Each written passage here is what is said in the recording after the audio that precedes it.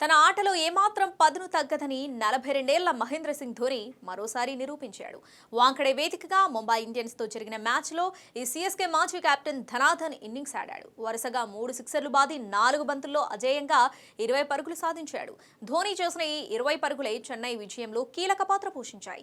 ఎందుకంటే సీఎస్కే నిర్ణయించిన భారీ టార్గెట్ చేసింగ్ లో ముంబై ఇండియన్స్ 20 పరుగుల తేడాతోనే ఓటమి పాలైంది. దీంతో ధోని ఇన్నింగ్స్ గెలుపులో ప్రధాన పాత్ర పోషించిందని అభిమానులతో పాటు చెన్నై సూపర్ కింగ్స్ నయా కెప్టెన్ రుతురాజ్ గైక్వాడ్ కూడా అంగీకరించాడు. అయితే ముంబై సీఎస్కే మ్యాచ్లో ధోని అరుదైన ఘనతలు సాధించాడు. క్రీజ్లోకి వచ్చి హార్దిక్ పాండ్యా బౌలింగ్లో హ్యాట్రిక్ సిక్సర్లు బాదిన ధోని సంచలన రికార్డు నమోదు చేశాడు.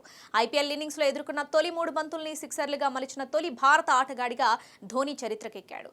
ఐపీఎల్ చరిత్రలో మహీకి ముందు ఏ ఇండియన్ ప్లేయర్ ఈ ఫీట్ సాధించలేదు. అంతేకాక ధోని మరో రికార్డు నెలకొల్పాడు. ఓ జట్టు తరపున 250 టీ20 మ్యాచ్లు ఆడిన రెండో ప్లేయర్గా ధోని రికార్డులకెక్కాడు. ముంబై మ్యాచ్తో సీఎస్కే తరపున ధోని 250 మ్యాచ్ల క్లబ్లో చేరాడు. దీనిలో ఛాంపియన్స్ లీగ్ టీ20లో ధోని ఆడిన 24 మ్యాచ్లు కూడా ఉన్నాయి. ఒకే ఫ్రాంచైజీ తరపున 250 టీ20 మ్యాచ్లు ఆడిన ప్లేయర్లు ఇప్పటివరకు 2 మాత్రమే. ఈ జాబితాలో ధోని ముందు విరాట్ కోహ్లీ నిలిచాడు. ఆర్సీబీ తరపున కోహ్లీ ఐపీఎల్లో 243, సీఎల్ టీ20లో 15 మ్యాచ్లు ఆడాడు.